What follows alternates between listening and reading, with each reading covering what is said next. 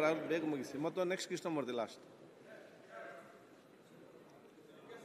ನಾಯಕರಾದ ಆರ್ ನಾರಾಯಣ್ ಅವರು, ಜಯಣ್ಣವರು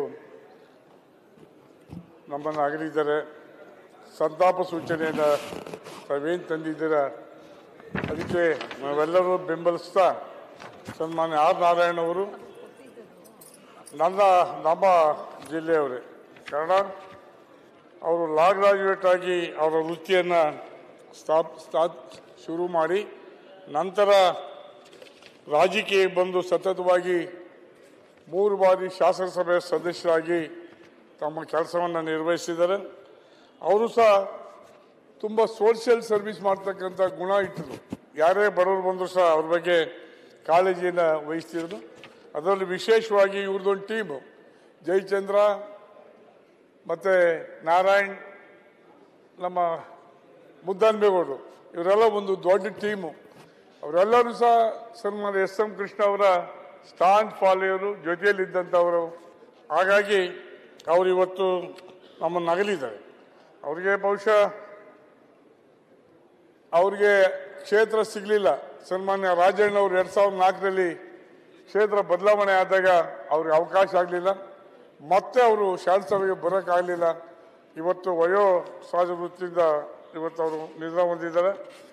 ಅವರು ಕೊನೆಯಲ್ಲಿ 5 ವರ್ಷ ಹೌಸಿಂಗ್ ಬೋರ್ಡ್ ಚೇರ್ಮನ್ ಆಗಿ ಕೆಲಸ ಮಾಡಿದ್ದಾರೆ. ಒಂದು ಅವಕಾಶ ಸನ್ಮಾನ್ಯ ಎಸ್.ಎಂ. ಕೃಷ್ಣ ಅವರು ಅವರಿಗೆ ಅವಕಾಶ ಕಲ್ಪಿಸಿದರು. ಅದನ್ನು ನಿರ್ವಹಿಸಿ ಒಳ್ಳೆ ಹೆಸರನ್ನು ಸಹ ಮಾಡಿದ್ದಾರೆ. ಅವರ ಆತ್ಮಕ್ಕೆ ಶಾಂತಿ ಸಿಗಲಿ ಅಂತ ನಾನು ಭಗವಂತನ ಪ್ರಾರ್ಥನೆ ಮಾಡ್ತಾ, ಹಾಗೆ ಜಯಣ್ಣವರು ನಮಗಷ್ಟು ಕ್ಲೋಸ್ ಇಲ್ಲ, ಆದರೂ ಸಹ ನಮ್ಮ ಜೊತೆ ಶಾಸಕರಾಗಿ ಇವತ್ತಿನ ದಿವಸ ಸೇವೆ ಮಾಡಿ 2 ಬಾರಿ ನಮ್ಮನ್ನು ಅಗಲಿದ್ದಾರೆ. ಇವರಿಬ್ಬರ ಕುಟುಂಬಕ್ಕೂ ಸಹ ಭಗವಂತ ಶಾಂತಿ ಕಲಿಸಿ ಅಂತ ಹೇಳ್ತಾ, ಸನ್ಮಾನ್ಯ ಕೃಷ್ಣ ಅವರು,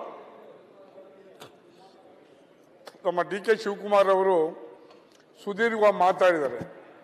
ನಾನು ಈ ಪೇಪರ್ನಲ್ಲಿ ಓದಿದೆ, ಭಾಳ ಖುಷಿಯಾಯಿತು. ಡಿ.ಕೆ. ಶಿವಕುಮಾರ್ ಮಗನ ರೀತಿಯಲ್ಲಿ ನಿಂತು ಆ ಸಂಸ್ಕಾರವನ್ನು ಮಾಡಿದರು ಅಂತೇಳಿ ಪೇಪರ್ನಲ್ಲಿ ಬರೆದಿದ್ದಾರೆ. ಭಾಳ ಖುಷಿಯಾಗಿದೆ. ಕಾರಣ ಎಲ್ಲೋ ಒಂದು ಕಡೆ ನಮ್ಮ ಜನ ಇಂಜಿನಿಯರ್ ಮಾಡ್ಕೊಂಡು ಮತ್ತೊಂದು ಫಾರಿನ್ಗೆ ಹೋಗ್ತಾಯಿದ್ರು.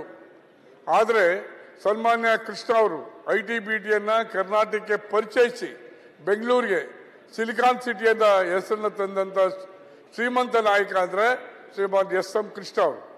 ಇವತ್ತು ಲಕ್ಷಾಂತರ ಜನರ ಬದುಕನ್ನು ಕಟ್ಕೊಳ್ಳಿಕ್ಕೆ ಅವರು ಆಶಾ ಕಿರಣ ಆದರು. ಅದನ್ನು ಇವತ್ತು ನಾವು ನೆನಪಿಸ್ತೇವೆ. ವೀಡೌಟ್ ಸ್ಕೀಮ್, ಮಕ್ಕಳನ್ನು ಬರೋ ಕೂಲಿ ಮಾಡುವಂಥ ತಂದೆ ತಾಯಿಗಳು ಜೊತೆಲಿ ಕರ್ಕೊಂಡು ಅವರು ಕಲ್ಲು ಹೊಡೆಯೋರು, ಕೂಲಿ ಮಾಡೋರು, ಜೊತೆಲಿ ಕರ್ಕೊಂಡು ಅವರು ಮಕ್ಕಳನ್ನು ಓದಿಸ್ತಿರಲಿಲ್ಲ, ಊಟದ ಸಮಸ್ಯೆ. ಹಾಗಾಗಿ ಅಂಥ ಸಂದರ್ಭದಲ್ಲಿ ಮಿಡ್ ಡೇ ಮೀಲ್ಸನ್ನು ತರುವ ಮುಖಾಂತರ ಆ ವೀಡೌಟ್ ಸ್ಕೀಮನ್ನು ಪುನಃ ಜಾರಿ ಮಾಡಿದರು.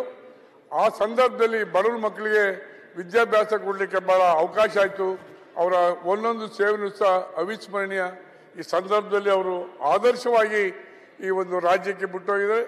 ನಮ್ಮ ಯುವ ಪೀಳಿಗೆ ರಾಜಕಾರಣಿಗಳಿಗೆ ಅವರು ನಾಯಕರಾಗಿದ್ದಾರೆ. ಅವರನ್ನು ನಾವೆಲ್ಲರೂ ಸಹ ಫಾಲೋ ಅಪ್ ಮಾಡಿದರೆ ಬಹುಶಃ ಎಲ್ಲರೂ ಒಳ್ಳೆ ಕೀರ್ತಿ ಬರುತ್ತೆ ಅಂತ ಹೇಳ್ತಾ, ಅವರ ಆತ್ಮಕ್ಕೆ ಶಾಂತಿ ಸಿಗಲಿ ಅಂತ ಹೇಳಿ ನಾನು ದೇವರ ಪ್ರಾರ್ಥನೆ ಮಾಡಿ ನಾನು ಮಾತು ಮುಗಿಸ್ತೇನೆ. ಜೈ ಹಿಂದ್ ಸರ್.